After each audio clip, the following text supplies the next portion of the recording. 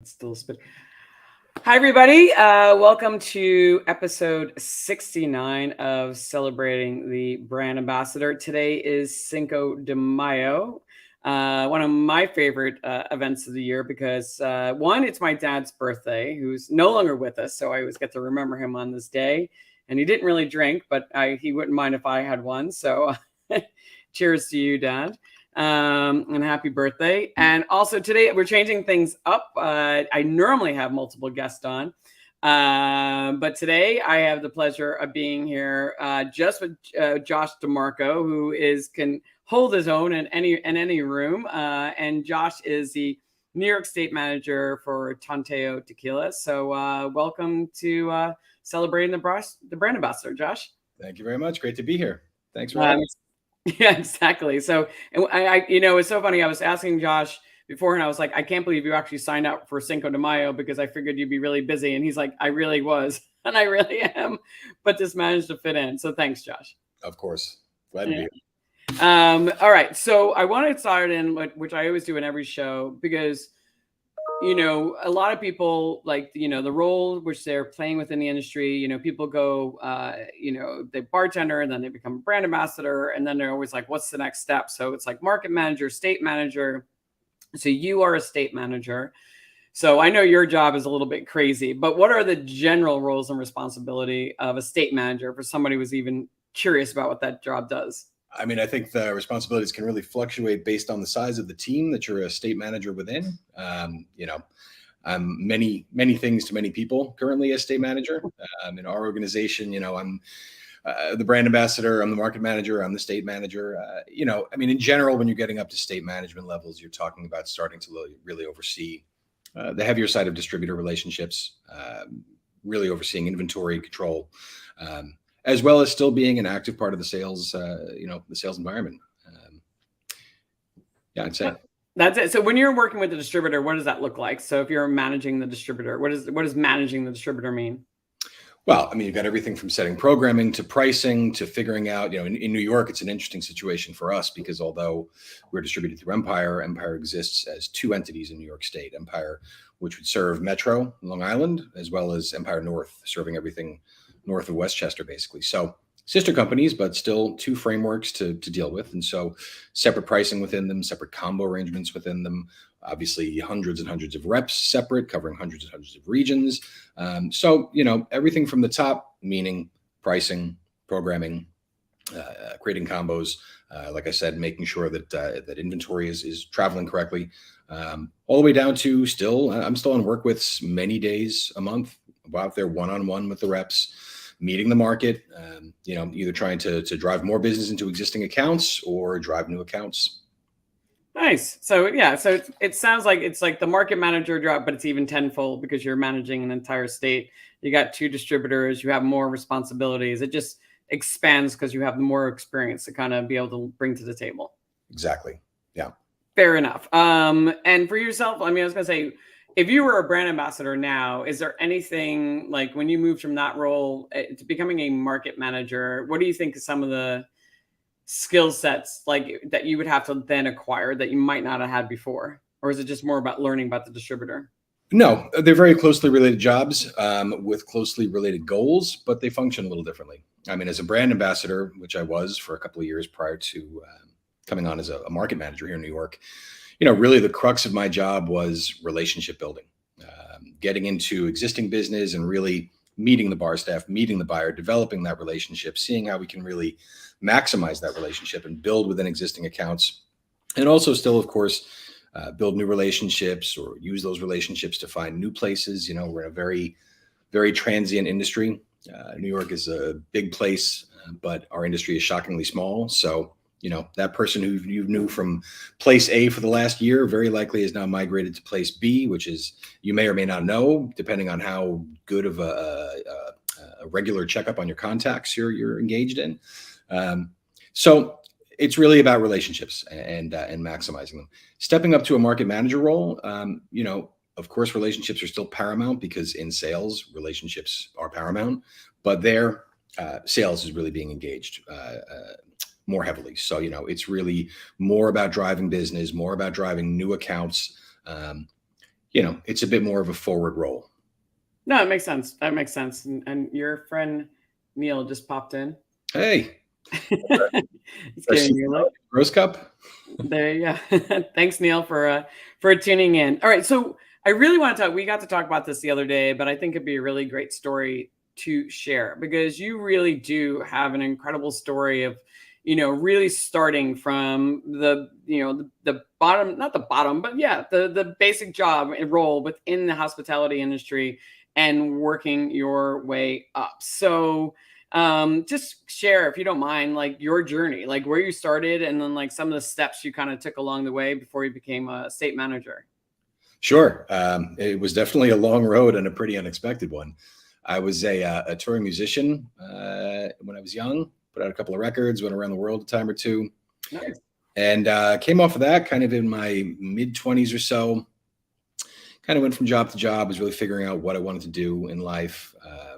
Decided it would probably be wise to go back to college. So got myself back enrolled, started taking classes, and really I was just looking for a job, just a simple job that allowed me to deal with my coursework and maybe avoid loans. And my roommate at the time was the door girl at some really super hip meatpacking Manhattan clubs at the time. So, I basically just approached her asking if she knew of a job. I wasn't descriptive about what the job was. It took a little time. She came back to me, a week or so later. She's like, there's this new place opening up and it's going to really be it's going to be the hottest spot. How would you feel about being a bar back?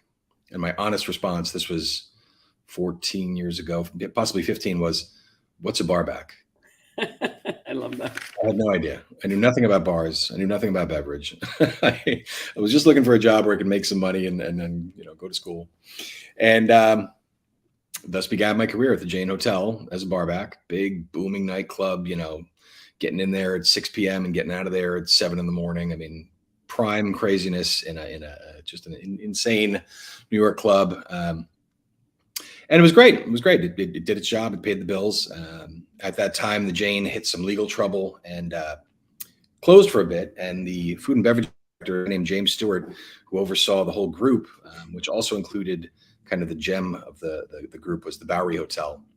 They needed a bar back there. So he said, hey, how'd you like to go bar back at the Bowery Hotel? And I said, sure. Went over to the Bowery and, doing my courses by day, bar backing by night. And, standing in front of this pretty impressive selection of spirits, I started to wonder about them. I still really knew next to nothing about wine or spirits, but I'm a pretty big nerd in many fields. I'm kind of an information hound. And so I can't stand in front of anything that intriguing for too long before I really want to know a lot more about them. And so I just started to really do what I do. I just nerded out. I would take a week and just go home and study about whiskey. Take a week and go, well, what's this cognac? And just category by category, almost just really dive in with whatever resources I could find. And also there, I had the great fortune to have a great mentor at that place by the name of Walter Easterbrook. Walter's great. Huge part of my career. Walter was a big inspiration for me, helped me out in 1,000 ways, and really helped me at this phase. I eventually got the opportunity to start picking up, the worst bartending shifts, the Sunday, and I loved it. And I found myself really starting to realize how much interest and passion I had for what I was doing there over what I was even learning in school. And I saw a path. So I bartended for years. I eventually went back to the Jane as well. So I bartended at the Bowery, I bartended at the Jane on weekends, Bowery on the weekdays, and just continued to really, learn and learn. A huge, another formational thing for my career was joining the USPG at that time. This is 2000, 15, 16-ish, somewhere around there. Yeah, a lot of the hitters were in there. Yeah, it was just such an incredible collection of talented people from the brand side, from every side. You could imagine. Everybody was there in that room, stewing like a pot, learning. There were so many great supplier experiences to be had and educations and yada, yada. And that just was huge, not just in what I learned there in terms of about spirits or the trade, but just, the connections I made there still to this day are a huge part of what I do now. Those people that I met from them then are now in pivotal roles all over the city. And I still engage with many of them, and I'm super happy to see them. And it's like an old reunion, and just really, really important. Around that time, also, I got a bit of a taste. Walter at that time was just beginning the Bowery Collective, which puts on Arte Agave, big agave experience at the Barry Hotel. Put on whiskey washback. They've now gone national with it. But at this time, Walter was really just starting the company. So I was kind of a little de facto Barry Collective ambassador. He'd send me out to do events, but then eventually he got the brands in. And so then I'd become like a de facto brand ambassador for a night, standing at a table, tasting people on whatever brand it may be. So I'd go home and nerd out everything I could about this brand.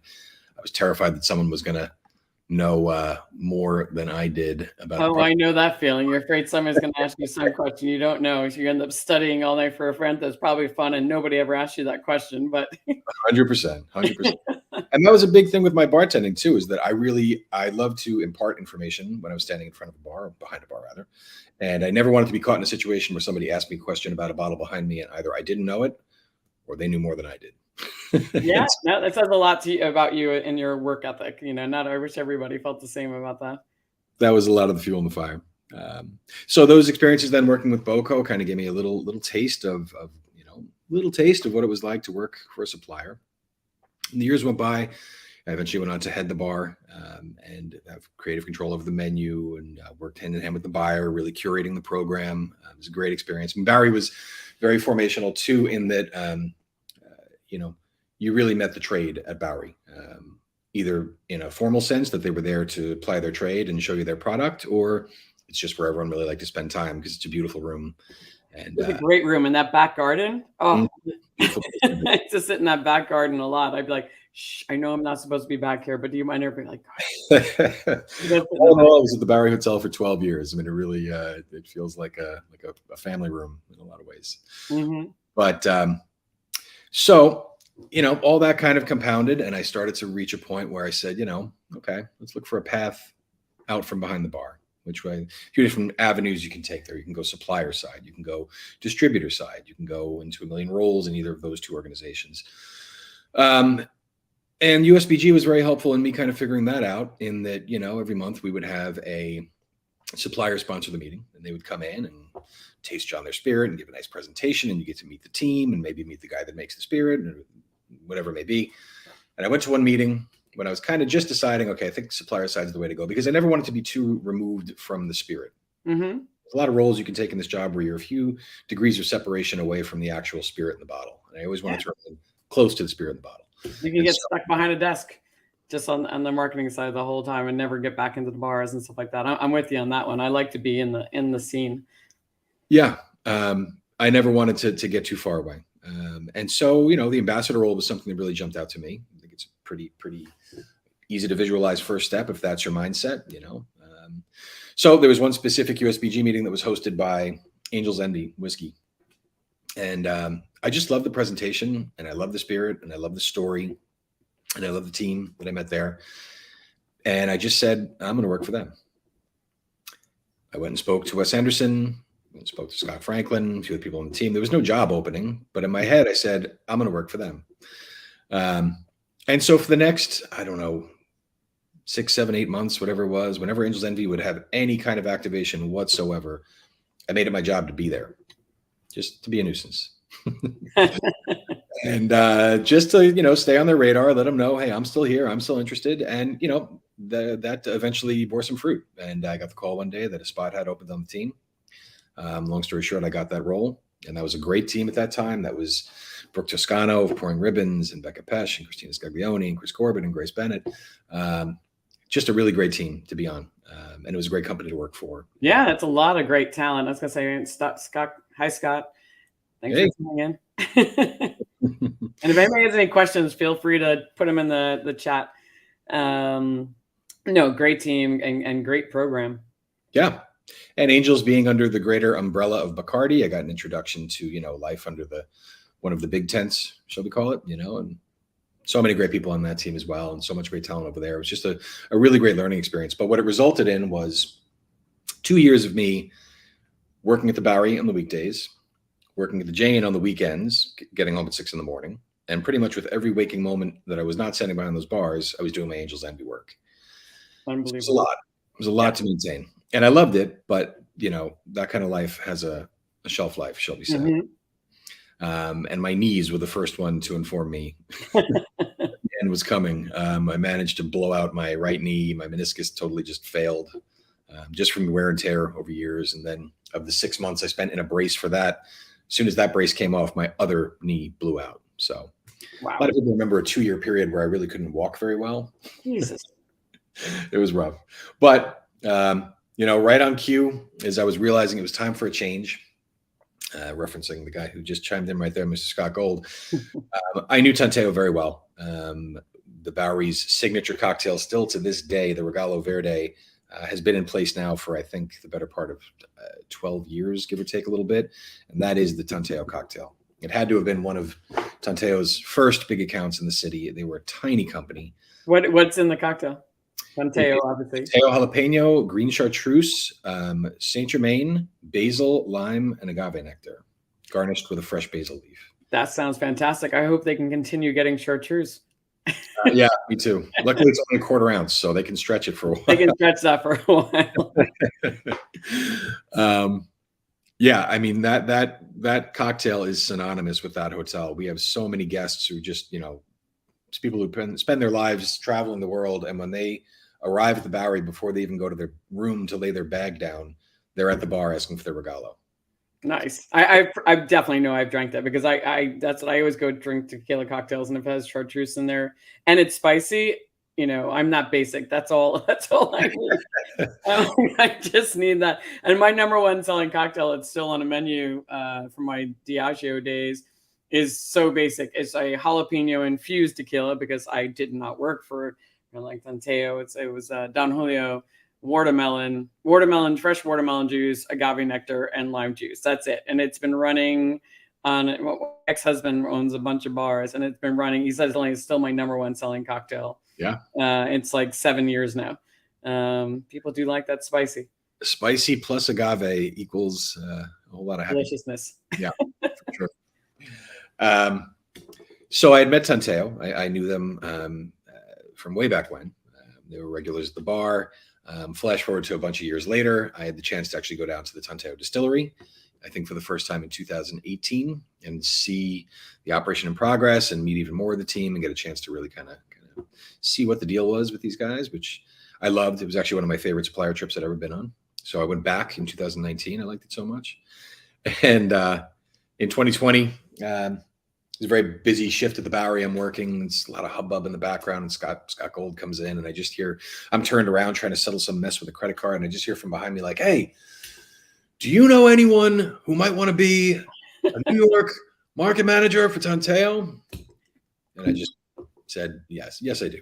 That would be me. I think I found it. So long story short, came into that role. And the funny part about that was that my first day was March 1st of 2020 at our distillery in Guadalajara. Obviously, also the debut of something else. That small plague. So here I am on day one of my new job, and in the hot Mexican sun, staring at the agave field. As if when I went down, COVID was a thing. It was definitely in the news. It was definitely a growing worry, but it still wasn't. Somehow for the week or so that I was there was right when everything hit the fan.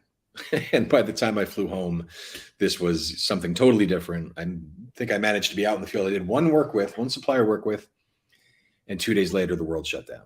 And so here I was 2 weeks into my new job, and here we are.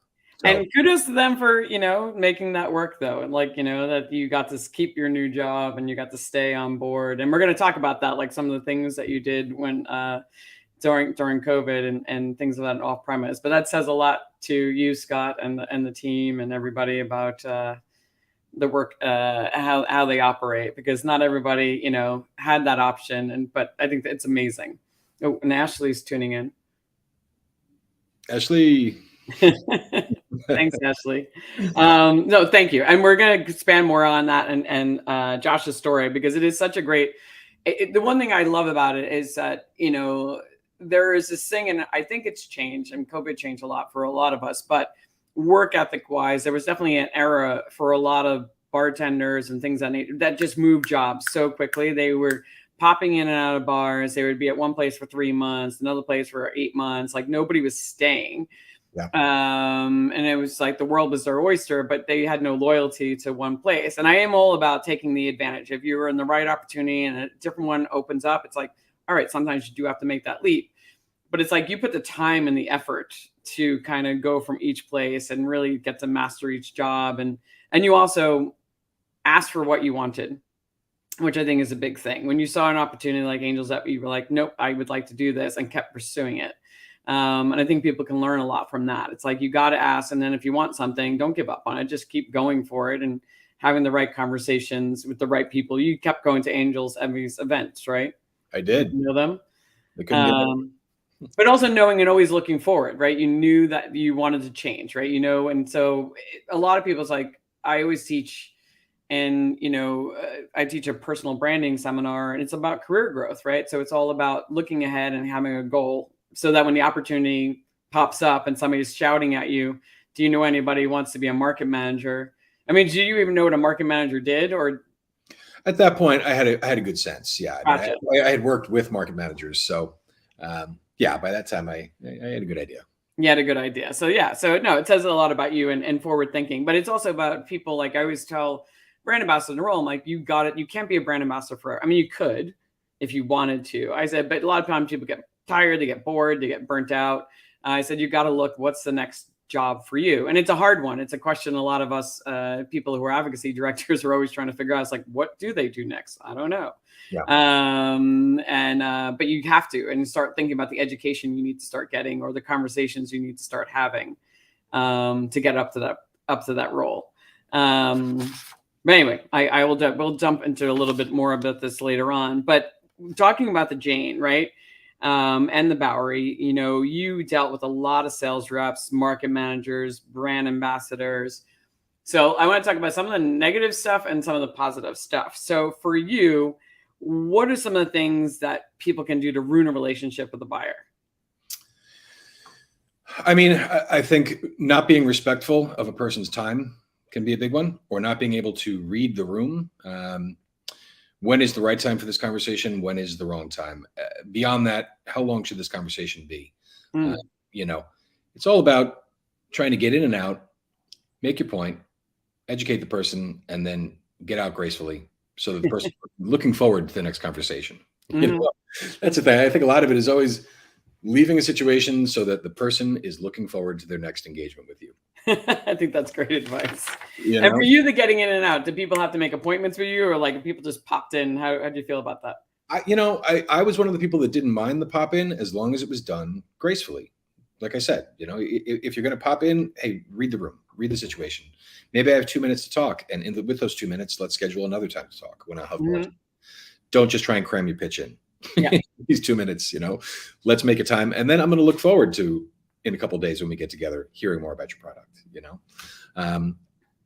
That's a big one in any level of sales. Ambassador, a salesperson, a state manager.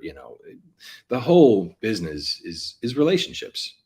Be you an ambassador or any of those jobs I just mentioned, it's all relationships. So whatever you can do to foster that, even sometimes at the Bowery, it was a big thing for me. Of course, I needed to love the spirit that I was going to be using, but a huge part about the people that made my menu at the Bowery were the people that I genuinely enjoyed seeing there. So maybe there were some brands I wanted to help. There were brands that I wanted to help promote by giving them a slot on a pretty big menu.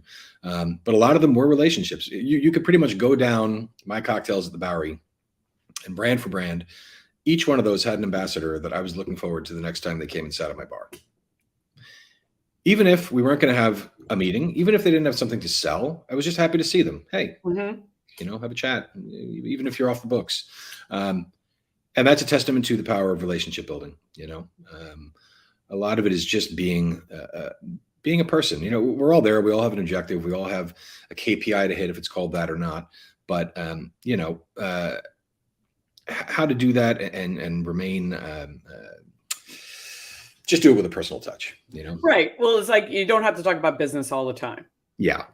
And that's, when you can make a sales relationship or an ambassador relationship, when you can make that transcend into an actual personal relationship. I'm not saying you're trying to do that every single time, but that's kind of like almost the honestly, now some of my top Tanteo accounts in the city have become actually great personal friends. I just met one of their brand new 4-week newborn babies just 2 weeks ago. And that's a real pinnacle, but obviously not every sale is going to be that. Not every account's going to be that, but it's but what else do people do? No, and we'll get on, because I think that's a great way to build relationships with the buyer and the bartender, is having those more casual relationships, finding out about them, getting to know them more in a more, if you can, because not every buyer wants to know their people. But what else, I mean, have people done that just really just irk you and you're just like, oh. Critiquing the spirit selection, critiquing my back bar, in other words. Why do I have this? Why would I have that? Do I know this about that? Do I know this bad fact about that? Why would you do that? First of all, it's obviously there because I put it there. Yeah, exactly. You don't even know what my relationship with that brand might be.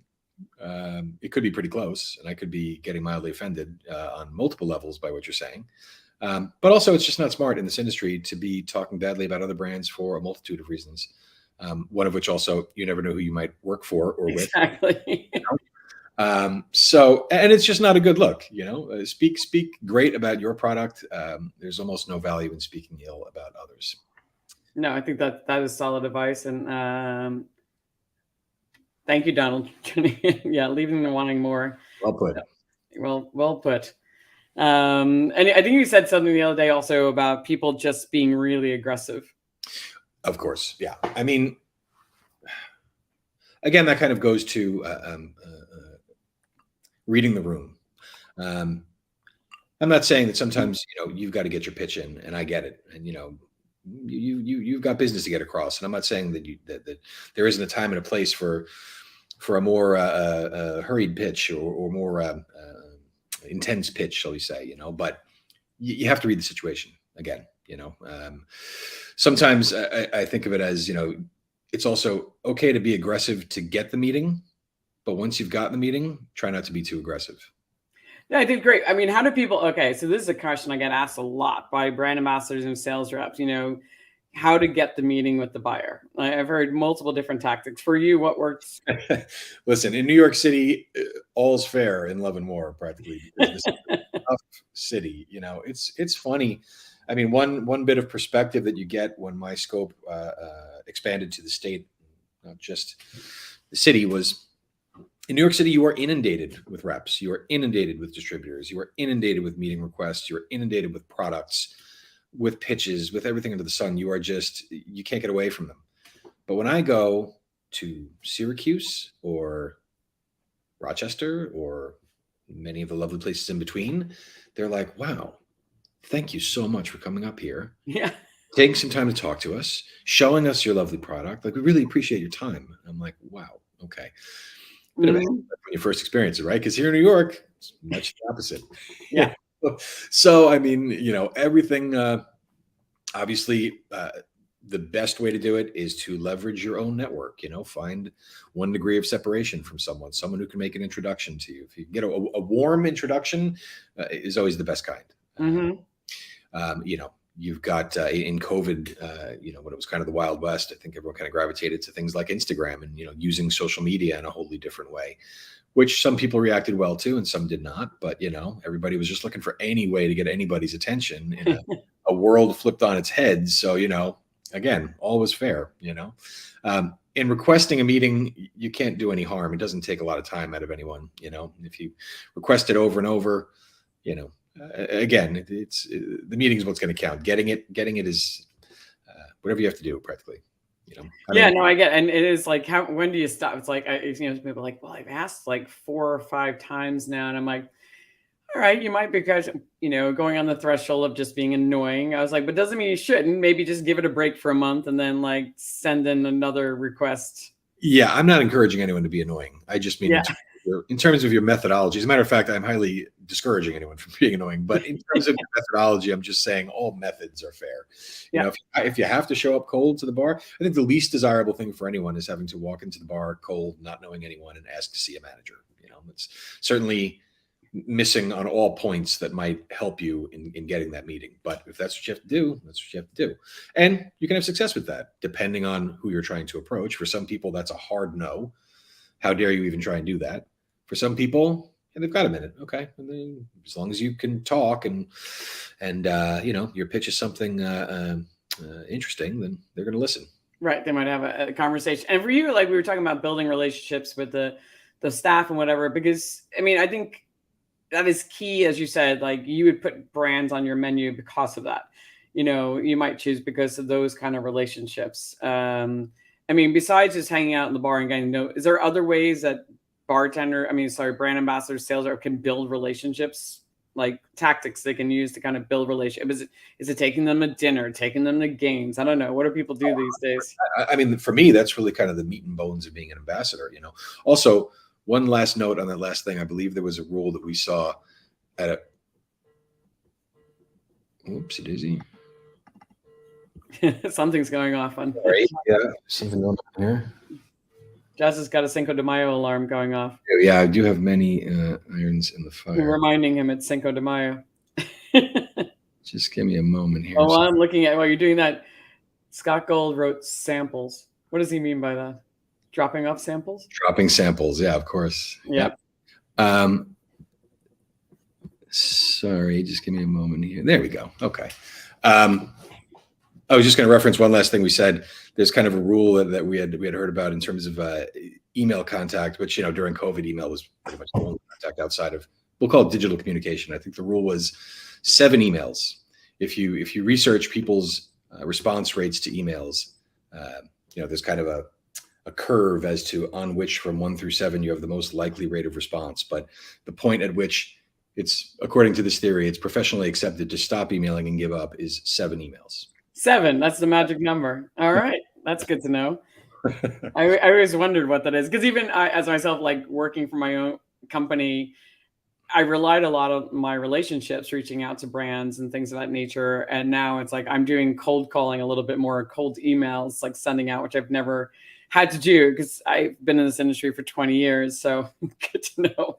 I feel like annoying if I send more than 2. I'm always like, I'm probably annoying this person. But then I have had people say, I'm so glad you kept up, because I've always wanted to respond, but then I was always too busy. And then I really want to have this meeting. So then it finally kicks in. But I like the number 7. I'll probably stop at 5 for me.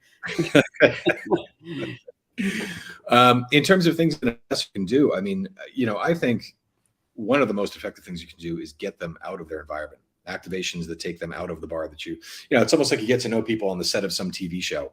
Mm-hmm. Get them in a bar. You might even not realize they have legs until you get them out for a dinner elsewhere. You get them out for any kind of activation you can outside of there. Be it, something as simple as drinks to dinner to maybe some kind of an activation that's educational or a training or, anything you can do to engage them that kind of takes it out of that zone. Mm-hmm. Normal interaction of coming to a bar, chat for 5 minutes over said bar, and then shake hands and see it till we do it again. When you change that environment, you tend to really kind of, I think, have a chance to bond more closely with people. We do a big supplier trip every year. A lot of companies do, and I think that's really kind of the ultimate for our top accounts. We go down to Guadalajara, and they really get to experience the distillery and Guadalajara and the amazing food and the amazing drink, and it's just such a great bonding experience, just because you're so out of your element with people. Yes. That you just are kind of even if you didn't want to, you're gonna forge a bond. No, you will, and it's the best way, and they also fall in love with the brand, because when you see it, you can hear about it, but when you see it and you get to experience it, it's kind of like there is definitely a feeling of attachment to it. It's like, all right, I get this, I understand it, and also it gives them a story to talk about as well, because everybody likes to have a story to be able to talk about the brands they're carrying and things of that nature. 100%. And yeah, what Scott was referencing, samples, I'm assuming he means, just he's saying always leave the buyers with enough. Yes. That is really true. So it's like, yeah, leave enough to, I mean, I know people who leave cocktails now, like they will do a bottled cocktail and they'll just show people like, this is what it is. And here's a cocktail if you want to taste. Obviously, if you're in a place where there's mixologists, like you don't need to do that. But in regular bars, what do you think about that? I mean, that's an absolute crux of Tanteo. Really? I don't have I don't have a single tasting on or off with anyone where they don't, not only, especially with a product like Tanteo, jalapeno, chipotle, habanero. Of course, these are delicious things to drink by themselves, but where they really shine is in a cocktail. Mm-hmm. Most simply, just in a margarita like I like them, which is nothing but tequila, lime, and a little agave. That's it. 3 ingredients, fresh, Tommy's. Yep. Exactly what I'm drinking here. Yeah. So anyone that tastes Tanteo with me is also going to be tasting a margarita made with each one fresh that morning. I think that's pivotal. Yeah. Because once you show people the spirit itself, it's a whole nother level if you can show them its application. Mm-hmm. No, I think that's really, really smart. All right. So we talked a little bit about like building relationships, how you can ruin them, and also how to become like a favorite, get to bond with them. I want to talk about being a market manager because in my mind, the market manager, state manager, and just after talking to you, you're one of the busiest people on earth. Like you're spread really thin. There's, lots of things going on. There's a lot of accounts to keep track of. But I also feel, if you have brand ambassadors, it's really important to have a really symbiotic relationship. Like if they have to get menu placements, product placements to kind of have a bond with their market manager, if you can. So I know you don't have that scenario going on at the moment, but if you could, your idealistic, way of working with a brand ambassador as a manager, as a state manager, and market manager, what would that look like? We've kind of talked about a few different versions of an ambassador situation that would work best for us. Maybe something almost similar to that Angels model, where just meaning like a few part-time ambassadors versus having a full-time ambassador, and it's still kind of something we're sorting through. But really, I think it's pretty similar in either one. In that, you use the word, it's all about symbiosis. In my mind, currently, the way that I envision a brand ambassador functioning best is that, so much of my time is spent as Johnny Appleseed. I'm going across the state, planting seeds. I need someone to come in after to water that seed and really make that seed grow. Because, accounts tend to respond very well to personal attention. And it makes perfect sense why, I really, the opposite of what I ideally want is a situation where I just go in and sell and then you never see me or hear from me again. It's really each one of these seeds you plant is an opportunity to start a relationship. Yep. Not just to sell that case or, hey, get on that menu and you'll never see me again. You know what? You're going to come off that menu in 3 months or 6 months or whatever it may be. And there's a squandered opportunity. So, but we only have 2 legs and 2 arms. So only so much is possible. So ideally for me, first and foremost, a brand ambassador is going to be someone that goes to those seeds that I plant and waters them and nurtures them, who bonds with that staff, who builds that relationship with that staff. And I still want to be, when I can, I still want to come back and be a part of that as well. My every intention. It's just time is a factor. So that makes a lot of sense to me. Like you're kind of like lining them up, like setting them up. Do you ever use them also to kind of help seal the deal? Like meaning like you enter your account, you start planting the seed, but you might not have sold it in just yet. But then the brand ambassador kind of follows up if you have to, because you have other things. Or do you seal the deal and then have them come in? So that's very much what we were at Angels. We were used to seal deals.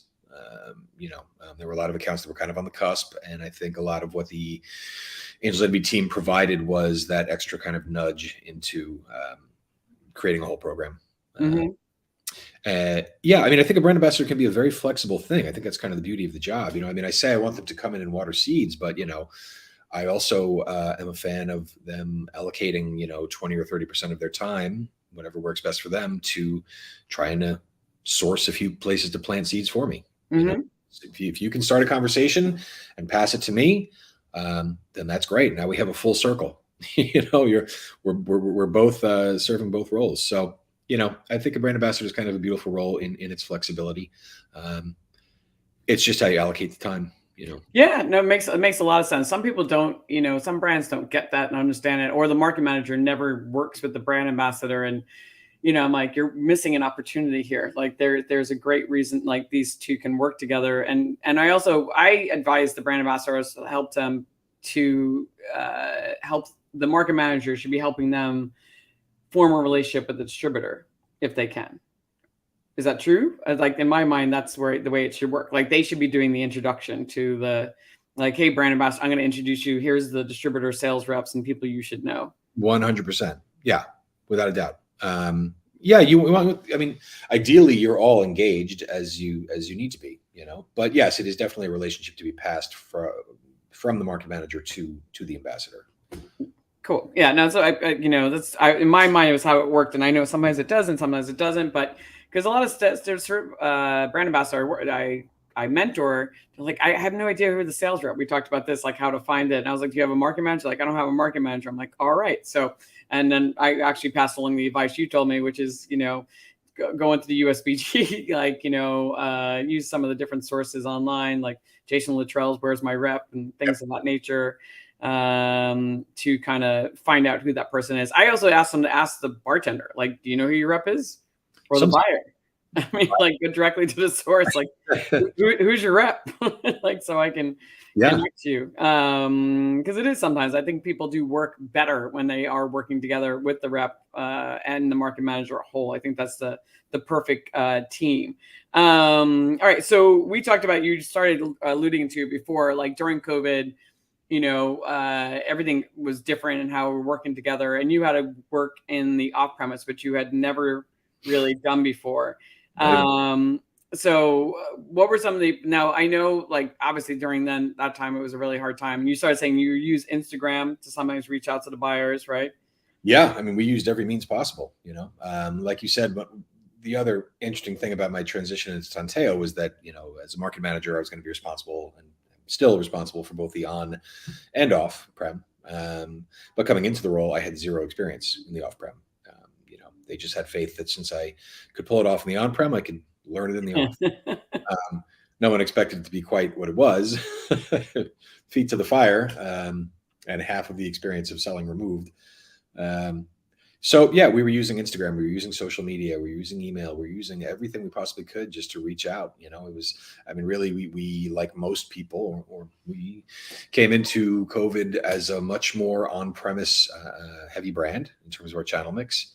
And obviously the goal was to completely flip that on its head as the on-prem practically ceased to exist for that whole period of time. So it was a lot of daily configuring, and a lot of meeting, and a lot of creative thinking, and a lot of well, let's dive into that, because how do you build relationships with, like, there's, as we know, the off-premise is divided up, right? So we got the chains, we got I like to call the corner stores, which is just, they just sell the most popular brands.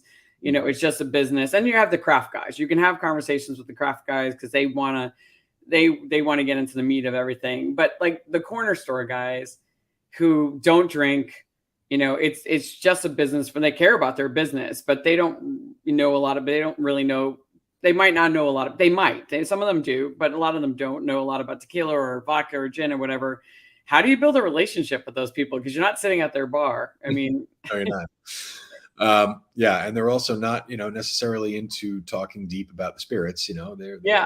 They're. I mean, we had some pretty skillfully designed packets and graphics we were sending out, indicating, listen, the spicy margarita had become such a big cocktail, and the best solution for it.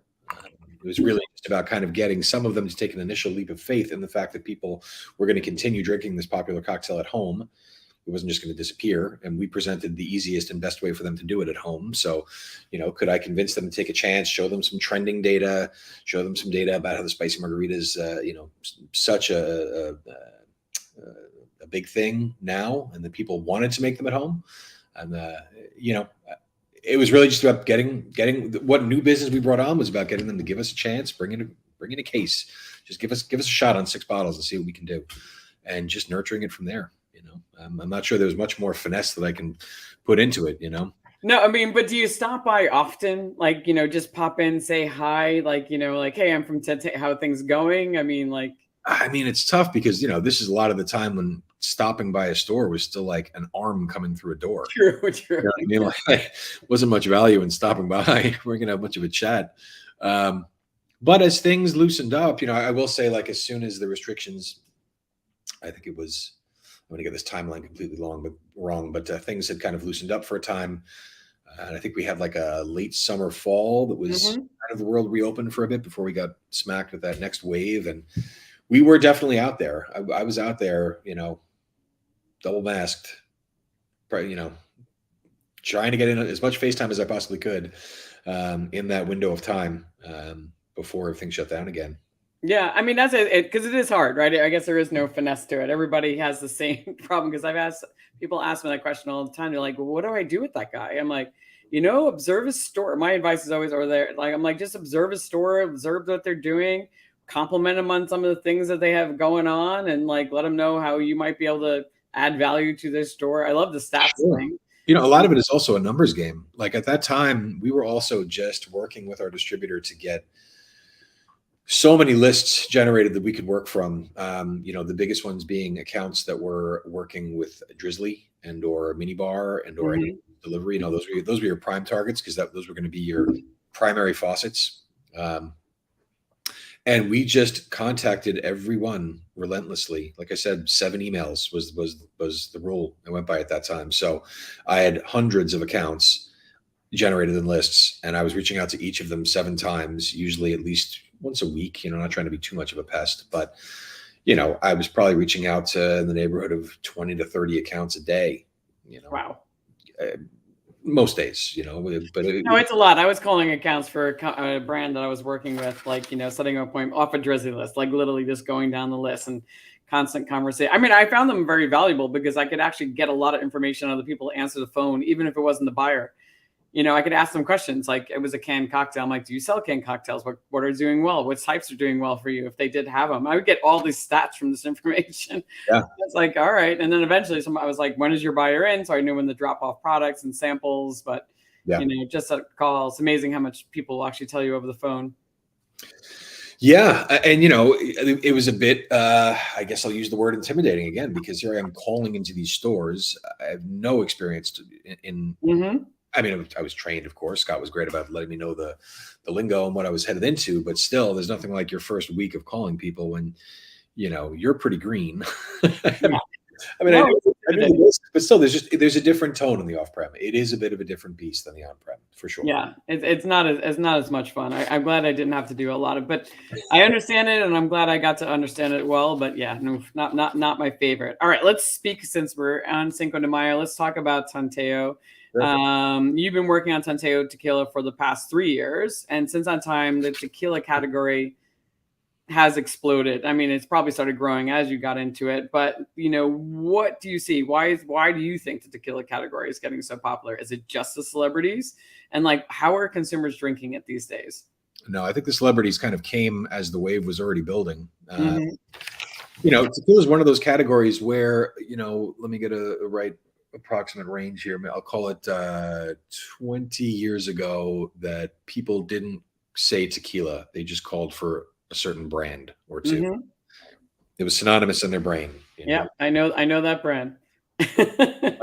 Much like for a time when I was a Barry, people forgot how to say gin and the word just became Hendrix. Mm. There's just entire categories that can just be synonymous with one dominant brand. You ever have that conversation where you're like, we don't carry X brand, and so we have these other varieties of tequila, and they're like, no, I don't want tequila, I just want that brand, and you're like, yeah, tequila. I'll have Jack and Coke instead. Yeah, instead of Yeah. yeah, 100%. I think that wall started to crack at least a good 10 years ago now, where people started to kind of get exposed to other tequilas, to craft tequilas, to something a little better, and people took the time to educate themselves, or just were educated and didn't take the time. It just seeped into the collective consciousness. And you saw that kind of monogamy break. There were other brands that were called for all of a sudden, or people were curious to sit at your bar and talk about tequila and ask you about the tequilas behind you, instead of just sit down and call out the one word they had been programmed for so long to say. And that really kind of opened the gates. You really started to see people. You also, at that point, really started to see people start to sip tequila. Mm-hmm. Because up to that point, it was either with 3 mixers, it was a margarita, it was with 3 mixers, or it was a shot. It either went in, if it was going in just by itself, it was going in at lightning speed and something was following it down. But there came a point where all of a sudden people started to sip tequila and appreciate it as they would a scotch. And Do appreciate you think that's due to all the, I mean, obviously brand ambassadors started, there were definitely more tequila or agave specialist brand ambassadors out there in the world doing education and consumer events. There's a lot more advertising happening. You see it on TV. Like, you think it's just because of all the exposure? It was just kind of. I think it's going to be a combination of a lot of factors. And then, a few years after that came in the celebrities, that exposed people. That's when I really started seeing people drink Reposado and Anejo. Because again, before that, I think there's a bit more of a question mark as to what age tequila was even for. When people like cocktail or shot mode with tequila. So, I don't know that I would call it any one factor. I think a lot of kind of perfect points just came together, and it was tequila's time. Much like I feel like everyone perennially says, and myself included, that I feel like at some point it's going to be rum's time. Like, rum has got to be the next big thing. And I've had this conversation so many times, and Everybody says it. Never happens though. It's never going to happen. I think gin. I think gin is next. Okay. I love rum. I'm a huge rum fan. I love to sip a delicious, complex, aged rum. But it just me too. I love rum. I mean, one of my biggest clients is a rum, Campari rum. It's a great rum from Belize. And, I think they do an incredible job. But yeah, it's just weird. It's like, why aren't the consumers? It was our first spirit we were drinking in America. Well, it wasn't the American spirit, but we were drinking a lot of rum, right? But I still think it's gin. I think gin is because you see gin. To me, I trend it to like what you're seeing on TV, what you're seeing in movies. Obviously that's planted there for a reason, but I think there is consumers follow that. Yeah. They kind of look, they're like, oh, the old fashioned. I mean, you started seeing the old fashioned in every TV show. Well, Mad Men, perhaps, and they're responsible for relaunching whiskey. Yeah, Mad Men, Ryan Gosling making an old fashioned in his whatever, I forgot that movie. As good as it gets, not as good as it gets, when he's I always forget this movie, but yeah, it will come back to me. But anyway, he makes the old. But I just think it's like consumers start seeing it. You start seeing it. Like I might be somebody living in the suburbs. I might not go to the coolest cocktail bars, but I'm now seeing it on my favorite show. So I think that's my theory. So they start getting curious about it, and then they start ordering it in, and then they might do a tasting or something like that. Who knows? Yeah. But I think you're right. It's a combination of things. But you think it's rum. I'll put it on a bet. In 2 years, we'll have this conversation. I've been saying that for 15 years. So, really, I'm no clairvoyant. Yeah. But, there's just some missing component, right? Maybe they need some celebrities. Who knows? Maybe they need some more celebrities in there. All right. So let's talk about, now since it's Cinco de Mayo, right? Yeah. Let's talk about Tanteo. Sure. I never do this on the show. Nobody really gets to talk about their brand like a lot. So it's usually about the person. But Tanteo is definitely something really unique. I was really excited when Philip and I got to go to your guys' offices and warehouse out in Brooklyn. That was really cool. Yep. Fun little event space. But that was the first time I tasted the whole line. So give me the scoop. I'll start by saying that the fact that we're something unique is a huge part of what fueled us through those COVID years. And I've said this a million times, if I worked for a brand that just had another Blanco, Reposado, and Anejo, I think it would be very difficult to have secured many meetings over the course of a couple of years. But because we make a unique product with a specific application, or at least one of our applications is very specific, the spicy margarita, in a product that is proven, meaning the cocktail. So we're providing a solution for a cocktail that we know will sell, will generate profit for your business. I'm here to show you a specific tool. And of course, our Blanco came next. So now we're approaching our Reposado and Anejo in Q4, Q4 this year, Q1 next year. I know, that's exciting. I mean, that's a big expansion for you guys, going from like the infusions to an actual. Yeah. So basically, we've been around for about 13 or 14 years. We are the original all-natural Chile-infused tequila. And there's some really unique things about the company, starting with our production. So we are based in an area called Guanacatlan, about 45 minutes southeast of Guadalajara. And we own and operate our distillery in partnership with 85 agave farming families. Wow. The only farmer-owned tequila distillery in all of Mexico. So it's great. Our farmers don't just profit from the sale of their agave as per the normal arrangement. They're also profiting directly from the tequila as well, which is a pretty great thing. And this is a town that pretty much was decimated back in the late 90s by the closure of a denim factory. It's kind of like the auto industry leaving Detroit. Like this one shuttered and it took the whole area with it. So the distillery is really a source of new life for this area. Nice. Our workforce are 85% the women of the area. A lot of the men in the area commute into Guadalajara. So it's the women of the town makes up the majority of Tanteo's operations down there. We are 100% brick oven roasted agave. There's no industrial process in there whatsoever. This is entirely handmade tequila. So we're still using traditional hornos to roast the agave. It is by far the least efficient way to make tequila, but the only way to do it. I mean, literally, if you look at a mature agave, a 60-pound pina, using industrial methods, you're probably going to yield 8 liters, give or take a bit, of tequila out of that. But using a horno, you're going to get more like 4.5. So it's a significant sacrifice to make it in this way. But, we think really, it's the difference between chicken and mechanically separated chicken parts.